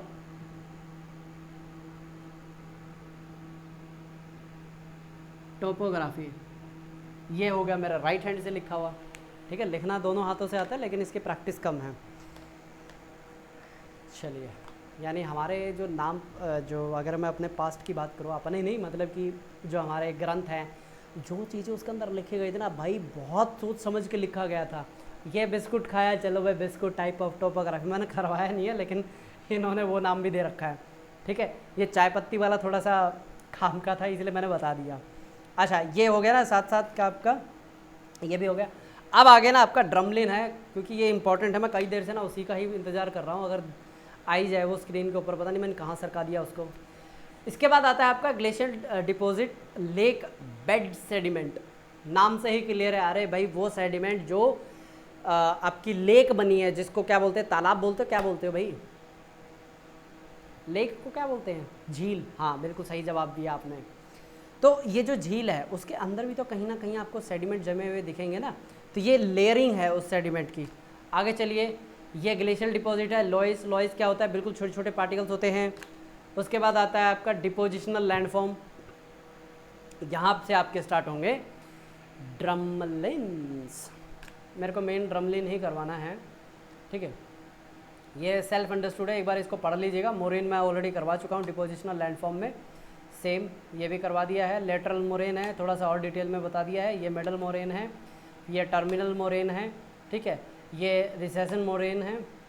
अच्छा, ये आप जो देख रहे हैं ना पत्थर, अरे भाई ये पत्थर क्या है, एक सेडिमेंट है। ये किसके द्वारा लाए गए हैं, जो ग्लेशियर है उसके द्वारा बहा के यहाँ पे लाए गए हैं। दोबारा से देखिए पीछे, ये ग्लेशियर के काम है, ये ऐसे पत्थरों को बीच में से पूरी तरीके से तोड़ तोड़ के अलग कर देना। टर्मिनल मोरेन ये हो गया, ये भी हो गया। पुश मोरेन, इतनी डिटेल में वैसे कोई पूछता नहीं है, आप 4 नाम लिख दीजिएगा, अपना काम उसी में हो जाता है। ठीक है, ये बहुत इंपॉर्टेंट है ड्रमलिन। मैं आपको स्ट्रक्चर बताता हूँ ये है, बताइए क्या लग रहा है आपको, कि कोई स्पेसशिप उतरी है यहाँ पे, या कोई एलियन भाई साहब यहाँ पे टी पार्टी करके गए हैं? बताइए बताइए बताइए, क्या दिख क्या रहा है, समझ में क्या आ रहा है आपको? ये है ड्रमलिन्स। किसके द्वारा बनाए गए हैं? ये बनाए गए हैं ग्लेशियर के द्वारा, और ये डिपोजिशनल टाइप ऑफ लैंडफॉर्म है। ठीक है, इसके अंदर भी देखिए 2 अलग अलग स्कूल आते हैं। एक पता क्या बोलता है, अरे भाई ये इरोजन से बने हैं।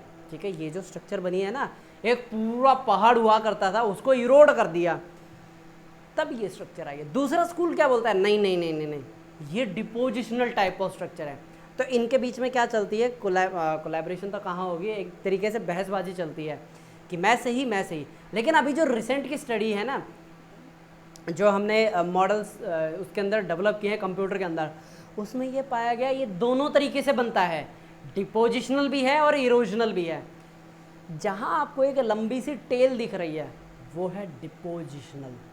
दोबारा बता रहा हूँ, जहाँ लंबी टेल दिख रही है ना आपको, इसलिए मैंने इस डायग्राम को लगा के रखा हुआ है, वो है डिपोजिशनल टाइप ऑफ फीचर। और जो एकदम स्टीप है ना, ठीक है, कंपैरेटिवली लेके चल रहा हूँ स्टीप में, वो है इरोजनल।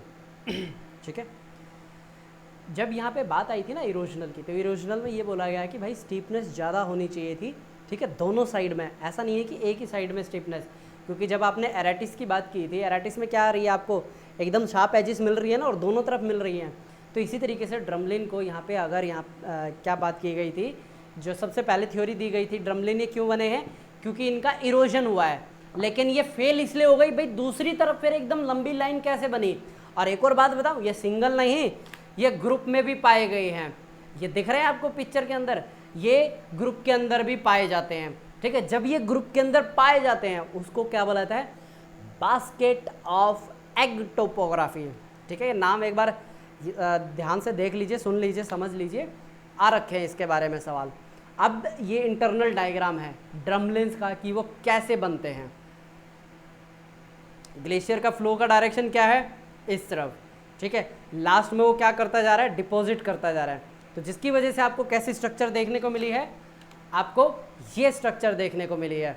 इंटरनल डायग्राम याद आ गया, ध्यान से समझ लीजिए, बहुत कॉम्प्लिकेटेड चीज़ें हैं। मैं एक काम करता हूँ, अपने आप को यहाँ से उठा के इधर शिफ्ट करता हूँ ताकि एक बार आप पॉज करके देख पाएँ कि लिखा क्या है। ठीक है, अरे भाई ये तो डिटेल है, आपको खुद पढ़नी है, मेरा काम है मेनली कंसेप्ट क्लियर करना ताकि आपको चीज़ों में कोई डाउट ना रहे। ठीक है, ये है पूरा ड्रमलिन्स का फील्ड और इसी को बोला जाता है बास्केट ऑफ एग टोपोग्राफी। ठीक है, इसके फॉर्मेशन के बारे में देख लीजिए एक बार। अभी मैं एक छोटी सी चीज़ करने वाला हूँ। ठीक है, मैंने अपने आप को कर दिया है गायब ताकि आप चीज़ों को थोड़े क्लियरली देख पाएँ। ड्रमलिन के एग्जाम्पल्स देख लीजिए। ठीक है, ये मैंने आपको शो कर दिया है कि इसकी डायरेक्शन कहाँ पे है। ठीक है, आगे देखते जाइए। नीटल टाइप ऑफ जो टोपोग्राफी, ये मैंने आपको ऑलरेडी यहाँ पे डायग्राम बना के शो कर दिया है। ठीक है, अब मैं यहाँ पे प्रकट हो जाता हूँ फिर दोबारा। डिपोजिशनल लैंडफॉर्म भाई बहुत आसान है, नाम पढ़िए, डायग्राम देखिए, डन। और कुछ उसमें एक्सप्लेनेशन की ज़रूरत नहीं है क्योंकि उनके डायग्राम ही सेल्फ एक्सप्लेनेटरी हैं। ठीक है, ये ऑलरेडी मैं आपको बता चुका हूँ। आगे चलते हैं, ये डिपोजिशनल लैंडफॉर्म है एस्कार्स, यहाँ पे डायग्राम बना के मैंने आपको ऑलरेडी बता दिया है। ठीक है, ये एस्कार्स है, डायग्राम बना के बता दिया है। इसके बाद दोनों तरीके से डायग्राम बताएं, रियल और पिक्टोरियल टाइप में। फिर उसके बाद ये आते हैं एराटिक्स की फॉर्मेशन की कैसे हुई है। इसका मेन ये है कि एक ही आपको क्या मिलेगा, रॉक का टुकड़ा मिलेगा, उसके आसपास के क्या हुए भाई, बह के निकल गए हैं। ठीक है, और कई बार ऐसा लगता है किसी बंदे ने ये ला के रख दिया है। अरे बहुत अजीबोगरीब, अगर आप देखेंगे ना, जैसे बटर बॉल ऑफ कृष्णा, ये तमिलनाडु में है, श्योर नहीं हूँ मैं क्योंकि मैंने 5-6 साल पहले देखा था। तो ये क्या है कि एक स्लोप के ऊपर है ये पत्थर ना, स्लोप के ऊपर अभी तक ये लुढ़का नहीं है। ठीक है, टिल प्लेन क्या होता है, टिल होता है बिल्कुल बारीक बारीक, उसकी वजह से ये प्लेन बनना। ये आपके एग्ज़ाम का प्रोस्पेक्टिव नहीं है। आपके एक मिनट में अपने आपको कर लेता हूँ गायब। हाँ, जो अभी मैं चीज़ें आपको दिखा रहा हूँ ना, ये सिर्फ आपके सिलेबस के कंप्लीशन के लिए आपको मैं शो कर रहा हूँ, ये सेल्फ स्टडी के लिए है। ठीक है, सुपरा ग्लेशियर डेब्री क्या होती हैं, ठीक है, कंपोजिशन, फिर उसके बाद फैब्रिक एनालिसिस नहीं आता है ये एग्ज़ाम में। ठीक है, ग्लेशियल इरोजन। अब यहाँ पे जितना हमने पढ़ा है ना, ये उसको क्या किसके लिए, ये रिवाइज करने के लिए। समझते जाइए अब आप किस तरीके से ग्लेशियर का फ्लो हो रहा है। ठीक है, कोरिस कहाँ पे बन रही हैं। ठीक है, कोरिस होती क्या हैं, ये बेसिकली आपके प्रीलिम्स में भी अगर कभी पूछा जाए तो पूछा जाएगा। लेकिन ये सवाल पता कब आते थे, जब प्रीलिम्स के अंदर ऑप्शनल के सवाल आते थे। ठीक है, पहले होता था प्रीलिम्स में ही ऑप्शनल दिया जाता था कि कौन से आप ऑप्शनल को पिक कर रहे हैं, तभी आते थे। ठीक है, ये मैप डायग्राम देख लीजिए इसका।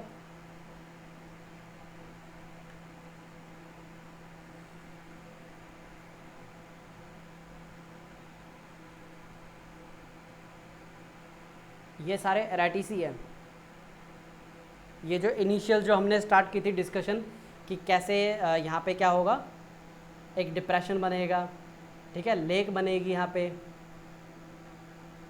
एराटिस एंड मैप, पिरामिडल पीक, फिर उसके बाद ग्लेशियल फीचर, इसके बाद आते हैं एराटिस, फिर दोबारा।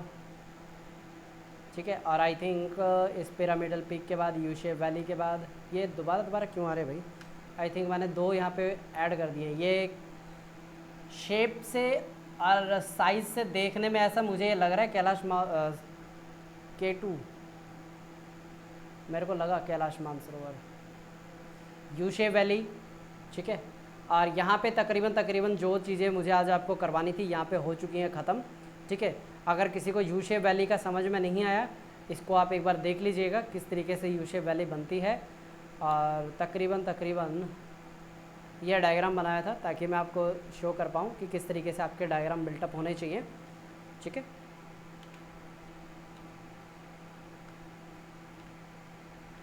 हाँ, यहाँ पे आपका हो चुका है आज का कार्य ख़त्म। तो आज का कार्य ख़त्म हुआ पार्ट 1 का। अरे भाई पार्ट A ख़त्म हुआ है, इसके बाद आपका पार्ट 2 स्टार्ट होगा, ठीक है। और यहाँ पे मैं करता हूँ वीडियो को स्टॉप।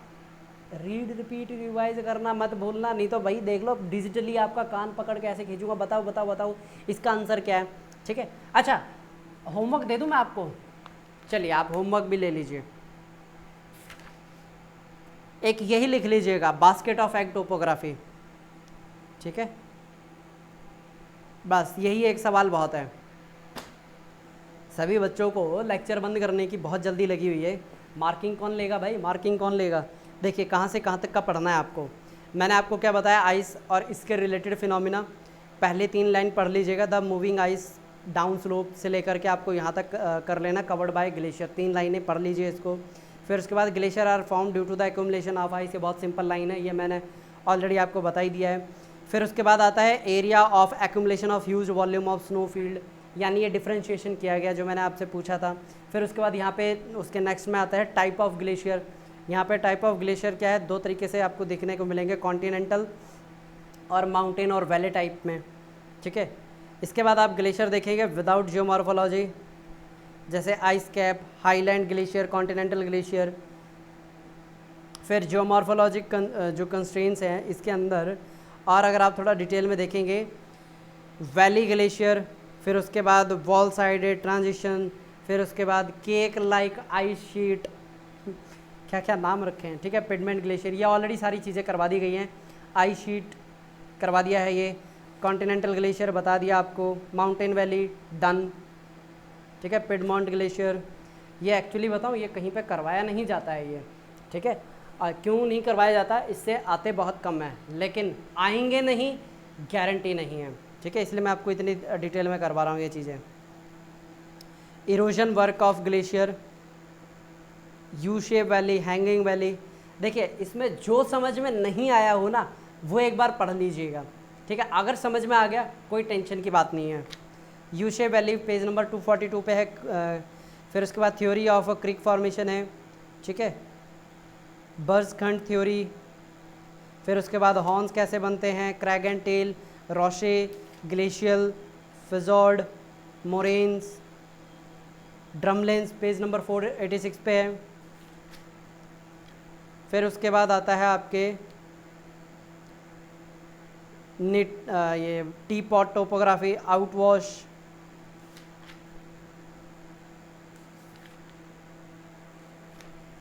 ठीक है। मेरे को एकदम से अभी मैंने बुक देखी तो ये ध्यान आया कि एक पॉइंट इसके अंदर मिसिंग है भाई। कौन सा पॉइंट मिसिंग है? यहाँ पे जो पैरी ग्लेशियर है वो नहीं बताया ना अभी तक मैंने, वो क्लियर कर देता हूँ आपको मैं। पैरी ग्लेशियल टाइप ऑफ लैंडफॉर्म, और यहाँ पे जो पेल्टियर ने अपनी थ्योरी दी थी उसके बारे में थोड़ा सा बता देता हूँ, ठीक है। फिर मैं लेक्चर को कंक्लूड करता हूँ, पार्ट 1 जो अभी तक हम क्या कर रहे थे, डिस्कस कर रहे थे, ठीक है।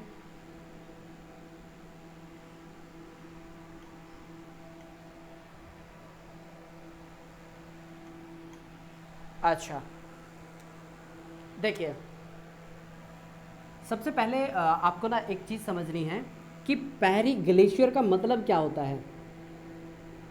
पैरी ग्लेशियल टाइप ऑफ लैंडफॉर्म होता क्या है? इसका मतलब है, पैरी मीन्स परमानेंट। परमानेंट का मतलब ये है कि ऐसी ज़मीन जिसकी सब सॉइल हमेशा कैसी हो, फ्रॉस्ट कंडीशन में। ये तो हो गई सॉइल, ये हो गई सब सॉइल, ठीक है। ये तो ऊपर वाली सॉइल हो गई, ये नीचे वाली क्या है, परमा फ्रॉस्ट। नीचे वाली क्या है, परमा फ्रॉस्ट है। अब ये जो परमा फ्रॉस्ट है ये परमानेंट जमी हुई है सॉइल, ठीक है।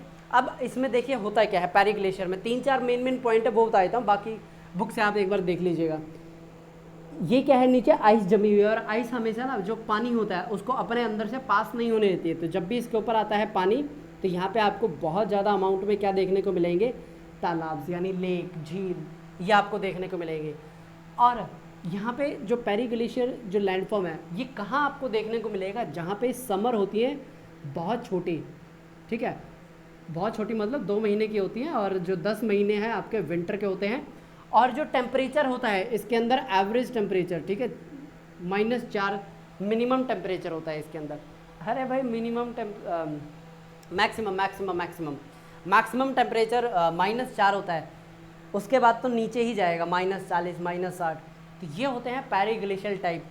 अब इस पैरी ग्लेशियल टाइप में ना कुछ तरीके के आपको लैंडफॉर्म देखने को मिलेंगे। कैसे लैंडफॉर्म, अब होता क्या है, ये क्या है आपका परमानेंट फ्रॉस्ट वाला एरिया है, लेकिन जो इसके नीचे क्या होता है, पानी होता है ना, वो परमानेंटली फ्रॉस्ट नहीं होता। क्यों नहीं होता, क्योंकि 4 डिग्री सेल्सियस के ऊपर ना पानी सबसे ज़्यादा डेंसिटी के ऊपर होता है। जैसे ही 4 डिग्री का टेम्परेचर होता है, पानी आ जाता है नीचे, ठीक है, जमता ये भी है लेकिन सबसे आखिरी में जमता है। तो इससे होता क्या है, पानी क्या होगा, जैसे जमना स्टार्ट होगा, ये ऊपर की तरफ मूव करना स्टार्ट करेगा, ऊपर की तरफ क्या करेगा, मूव करना स्टार्ट करेगा। और जैसे ही पानी ऊपर की तरफ मूव करेगा, कुछ इस तरीके का एक बल्ज आपको बनता हुआ दिखाई देगा। क्या क्या दिखाई देगा, इस तरीके का एक बल्ज बनता हुआ दिखाई देगा, ठीक है। और ये क्यों हो रहा है, क्योंकि जो पानी है वो इस तरीके से प्रेशर लगा रहा है, और पानी भी कौन सा है, जो 4 डिग्री वाला है ना, वो हाईएस्ट डेंसिटी के ऊपर है। ये 4 डिग्री वाला जो हाईएस्ट डेंसिटी वाला पानी है, वो रिप्लेस कर रहा है जो उससे हल्का है, और हल्का पानी ऊपर जा रहा है, तो किस तरीके का एक माउंट आपको बनता हुआ दिख रहा है। वो रियलिटी में माउंटेन नहीं है, ठीक है, ये याद रखिएगा। ये कुछ पैरी ग्लेशियल टाइप ऑफ जो लैंडफॉर्म होते हैं, वहाँ पे ये कुछ आपको फिनोमेना देखने को मिलते हैं। बहुत ही जल्द मैं आपको इसके अंदर ना 3-4 पॉइंट्स हो रहे हैं, वो मैं इसके अंदर आपको बता दूँ, ठीक है। और फिर हम करते हैं इसको, पैरी ग्लेशियर को ख़त्म। हाँ, इसके अंदर 3 चीज़ें होती हैं। फ्रॉस्ट शैटरिंग, शैटरिंग का मतलब होता है टूटना, ठीक है, जिसका दूसरा नाम है कॉन्गली फ्रैक्शन। इसके बाद आपका दूसरा आता है इसके अंदर फ्रॉस्ट हीविंग। उसका फ्रॉस्ट हीविंग को क्या बोला जाता है, क्रायोटर्बिशन, ठीक है। तीसरा आपका आता है इसके अंदर सॉलिफ्लुक्शन, ठीक है। होता क्या क्या है, अब धीरे धीरे आप समझते जाइए। देखिए, जब जो आइस शीट, एक मिनट रुकिए, ओके। सो मैं आपको क्या बता रहा था, यहाँ पे कॉन्गली फ्रैक्शन समझिए आप।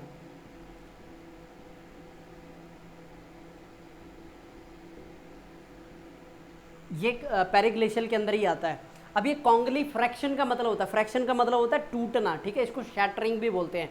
देखिए कैसे, यहाँ पे एक फिनोमिना सबसे ज़्यादा क्या होता है, डोमिनेंट अपना रोल प्ले करता है, इसको बोला जाता है थॉ एक्शन।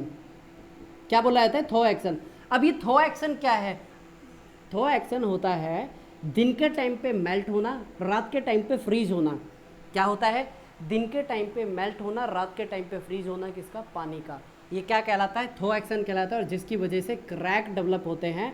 और इसके अंदर जब ये जब क्रैक्स डेवलप होते हैं, जब टूटता है ना, पूरा का पूरा ब्लॉक ही टूट के नीचे गिरता है, ठीक है। इसको ब्लॉक डिसइंटीग्रेशन भी आप बोल सकते हैं, ठीक है। ये आपका क्या होता है, ब्लॉक डिसइंटीग्रेशन होता है। अगर इसका हम एक डायग्राम बना के देखें, डायग्राम आपको कुछ इस तरीके का दिखाई देगा। यहाँ पे क्या है, ये बर्फ़ है। अब जैसे ही ये बर्फ़ पिघलेगी, ये यहाँ पे आके जमना स्टार्ट होती है, ठीक है। अब ये प्रोसेस कंसिस्टेंटली काफ़ी लंबे टाइम से चलती है। तो ये होता क्या है, ये पूरा एरिया यहाँ से इरोड कर दिया जाता है, ठीक है। तो ये जो पीस ऑफ रॉक है सीधा नीचे गिर जाता है, ठीक है। इसी को बोला जाता है कॉन्गली फ्रैक्शन, ठीक है, नाम याद रखिए, कॉन्गली फ्रैक्शन। अब जब इस टूटे हुए पीसीस को जब बहा के लेके जाया जाता है ग्लेशियर के द्वारा, ठीक है, जैसे रिवर बहा के लेके जाती है ना, उसको बोला जाता है जेली फ्लैक्शन, ठीक है, उसको बोला जाता है जेली फ्लैक्शन। और दूसरा नाम होगा कॉन्गली ये फ्रैक्शन है फ्लैक्शन, ठीक है, थोड़े नाम एक जैसे हैं इनके। यहाँ पे ये हो गया, ठीक है, ओके। हाँ, बस यही आपको बताना था। एक डायग्राम और आप देख लीजिए कहाँ पे क्या आपको देखने को मिलेगा।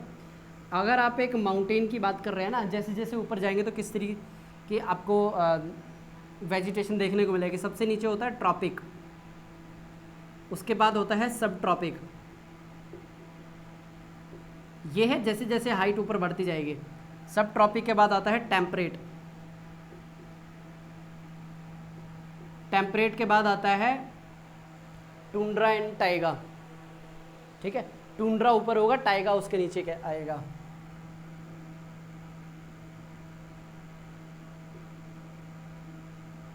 और ये होता है आपका आइस कैप। ये एक डायग्राम आप बना लीजिएगा जिससे कि आपको जो क्या टॉपिक पढ़ा हमने, पैरीग्लेशियल टाइप ऑफ लैंडफॉर्म, क्लियर समझ में आ जाए। ये क्लियर। अब इसके साथ हमें क्या पढ़ना है, 1906 के अंदर यहाँ पे एक साइकिल दिया था, किसके द्वारा, WM डेविस ने, ठीक है। WM डेविस जहाँ पे भी नाम आएंगे आपको हमेशा याद रखनी है 3 चीज़ें, youth, mature and old age, ठीक है। क्या 3 चीज़ें याद रखनी है, youth, mature and old age. ये WM डेविस की क्या बोलते हैं, एक सिग्नेचर पॉइंट है। ये सिंपल से बता देता हूँ क्या बताया था। यहाँ पे यूथ, मैच्योर और ओल्ड एज का मतलब क्या है। ये क्या है, एक माउंटेन है, ठीक है। इस माउंटेन को हम बना लेते हैं 3D, ठीक है। अब इसके अंदर क्या होंगे, सबसे पहले होल्स क्रिएट होने स्टार्ट होंगे, ठीक है। क्या हुए हैं, होल्स क्रिएट होने स्टार्ट हुए हैं। ये है आपकी यूथफुल स्टेज, ठीक है। अब इसके बाद आती है मैच्योर स्टेज। मैच्योर स्टेज के अंदर क्या होगा, डीपन होते जाएंगे ये क्रैक, ठीक है। मैच्योर स्टेज में क्या होगा, डीपन होते जाएंगे। तो कुछ इस तरीके का, अभी इसको यहाँ पे कुछ इस तरीके से भी यहाँ पे डेवलप कर लीजिए, ठीक है।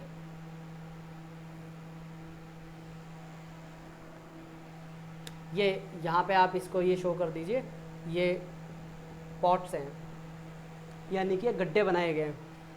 और ये वाला जो पूरा एरिया है ना, ये हो जाएगा क्या, ग्लेशियर का, ठीक है। ये थोड़ा ध्यान से बनाइएगा, यहाँ पे बर्जखंड बनाना है हमें, ठीक है। वो होता क्या बताता हूँ मैं अभी आपको।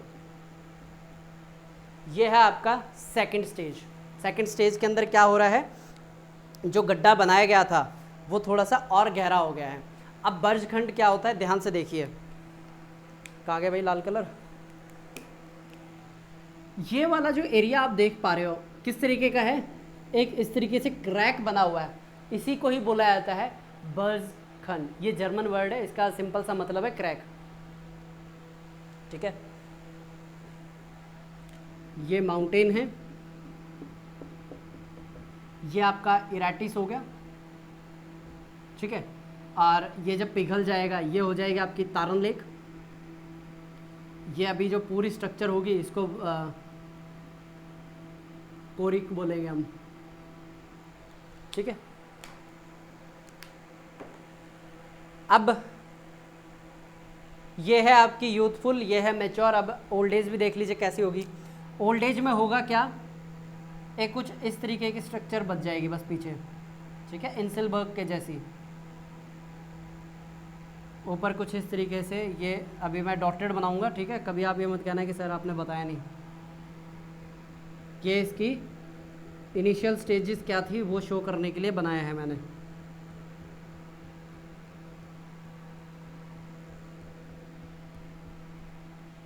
बस ये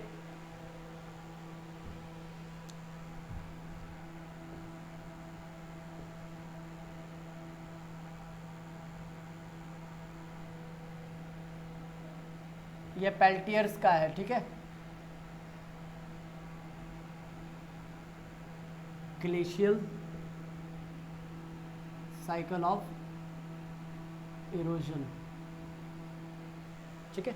ये हेडिंग है, ये है यूथफुल और ये वाला है मैच्योर और ये है ओल्ड एज। डन। अरे ज़्यादा गहराई में जाने की कोई इसमें वो नहीं है, क्योंकि अभी तक आया नहीं है इसके रिलेटेड सवाल। हो गया, कोई डाउट? बिल्कुल एग्जैक्ट इसी के ऊपर ही एक और कंसेप्ट आता है जिसको बोला जाता है थर्मोकास्ट। क्या बोला जाता है? थर्मोकास्ट। ठीक है, अगर ये समझ में आ गया ना, गड्ढे बने हैं, उसके बाद ये थर्मोकास्ट में होगा क्या कि ये जो होल्स है ना, यहाँ पे कुछ इस तरीके से ये बनेंगे। मैं उसी का ही थोड़ा सा एक्सटेंडेड वर्जन ले रहा हूँ। पहला पत्थर, दूसरा पत्थर, तीसरा पत्थर, कुछ इस तरीके से, और इसके बीच में क्या होगी? हरी हरी घास होगी। तो ऐसा लगेगा कि किसी इंसान ने इसको लाके चिपकाया है, बनाया है, और ये जो घास है उसको उगाया है। ठीक है, तो ये सिंपल सा एक थर्मोकास्ट है। ठीक है, ज़्यादा इंपॉर्टेंट नहीं है, बट ध्यान आया तो मैंने आपको बता दिया। अरे ये क्या है भाई? हाँ, एक मिनट रुक जाइए भाई। हाँ, तो देखिए ड्रमलिन बता दिया, पेज नंबर 487। इसके बाद देखिए ये आता है आपका ग्लेशियल जियोमॉर्फिक साइकिल। ठीक है, 489 पढ़ लीजिएगा पूरा, प्लेस्टोसीन ग्लेशिएशन, दैट्स इट।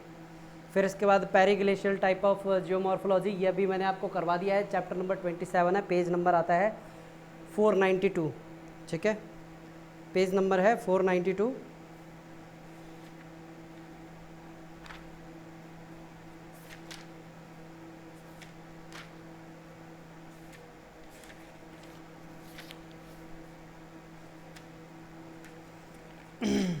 थर्मोकास्ट के अंदर ही आता है पैटर्न्ड ग्राउंड।